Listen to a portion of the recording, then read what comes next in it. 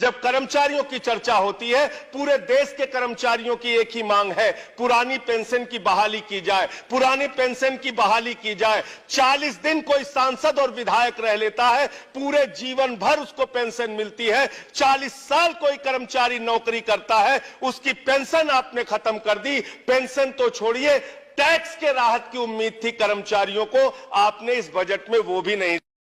हाथ जोड़कर आग्रह करूंगा, पेंशन स्कीम के भूत को मत जगाइए। एक बहुत बड़ा खतरा है और बहुत बड़े संकट में हम पूरे देश को डाल देंगे। सती महोदय, स्तर आता है, बजट पेश होता है, तब माननीय सांसदों के द्वारा सरकार से यही सवाल पूछा जाता है कि क्या सरकार पुरानी पेंशन योजना लागू करने पर विचार करती है। यदि हाँ, तो 1 जनवरी 2004 के बाद सेवा में आए सभी लोगों के लिए इसे कब तक लागू किए जाने की संभावना है, और इसका जवाब हमेशा की तरह यही होता है। अगर देश आगे बढ़ेगा जब राज्य आगे बढ़ेंगे, लेकिन पिछले कुछ दिनों से देश के कई राज्यों में ओल्ड पेंशन स्कीम को लागू करने की घोषणा की गई है। मैं हाथ जोड़कर आग्रह करूंगा, और यही चिदम्बरम साहब बैठे हैं, डॉक्टर मनमोहन सिंह थे जिन लोगों ने ओल्ड पेंशन स्कीम के स्थान पर न्यू पेंशन स्कीम इस देश में जो प्रारंभ हुई थी उसको सारे राज्यों को एक फोरम पर लाने का काम किया था। और अब कई राज्य सरकारें करें कि हम ओल्ड पेंशन स्कीम में जाएंगे। सती महोदय, इस समय 5,76,000 करोड़ 5,76,000 करोड़ पर ईयर हमको केवल पेंशन के रूप में स्टेट और सेंटर को और भुगतान करना पड़ रहा है। हिमाचल प्रदेश का जो उसका ओन टैक्स रेवेन्यू है, उसका केवल पेंशन में कितना जाता है, 80%, यानी उसका जो अपना राजस्व उसका 80% वो केवल पेंशन पर उसका व्यय हो रहा है। बिहार का 60%, पंजाब का 34%, और अगर सैलरी और इंटरेस्ट को जोड़ दिया जाए तो राज्यों के पास कुछ भी नहीं बचेगा। इसलिए मैं राज्यों से आग्रह करूंगा कि आज का बोझ भविष्य की पीढ़ी पर डालना ये बहुत बड़ा अपराध होगा। It is sinful, unprincipled, unethical to create liabilities to government in future. आने वाली पीढ़ी के लिए हम बोझ छोड़कर जाएं, ये कदापि उचित नहीं होगा।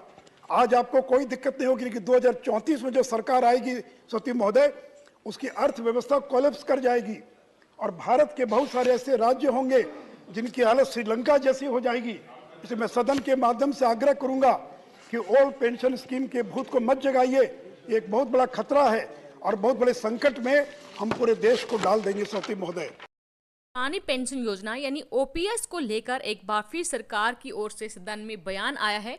सोमवार को बजट सेशन की शुरुआत हो गई थी और सत्र के पहले ही दिन सोलापुर से कांग्रेस की लोकसभा सांसद परिणीति सुशील कुमार शिंदे ने पुरानी पेंशन स्कीम को लेकर सवाल किया। साथ ही उन्होंने असंगठित क्षेत्र के कामगारों को 2013 के बाद से उपलब्ध कराई गई पेंशन का राज्यवार डाटा भी सदन में उपलब्ध कराने को कहा। लोकसभा में वित्त राज्य मंत्री पंकज चौधरी ने इन सवालों का जवाब दिया। लोकसभा सांसद परिणीति शिंदे ने सवाल पूछा कि क्या सरकार पुरानी पेंशन योजना को लागू करने का कोई विचार रखती है।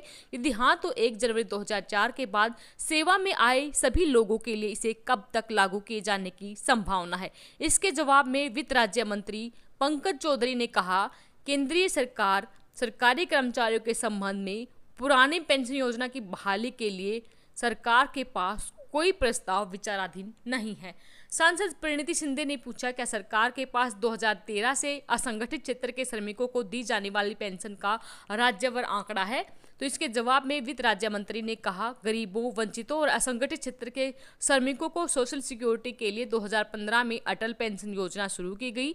बैंक या डाकघर में बचत खाता वाली 18 से 40 वर्ष की आयु के सभी भारतीय ये अकाउंट खुलवा सकते हैं।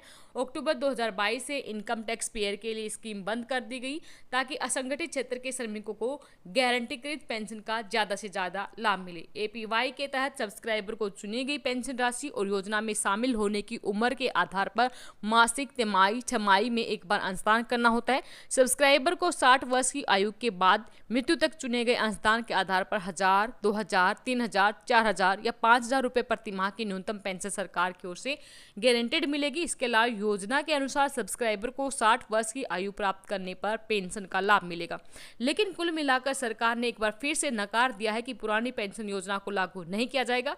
देखते हैं संसद में बजट स्तर पर जब चर्चा होगी तो क्या हमारे माननीय सांसद सरकार को मनवाने में राजी होंगे कि पुरानी पेंशन को फिर से बहाल किया जाए। वीडियो अपने साथी दोस्तों के साथ जरूर शेयर करें। धन्यवाद। जय हिंद, जय भारत।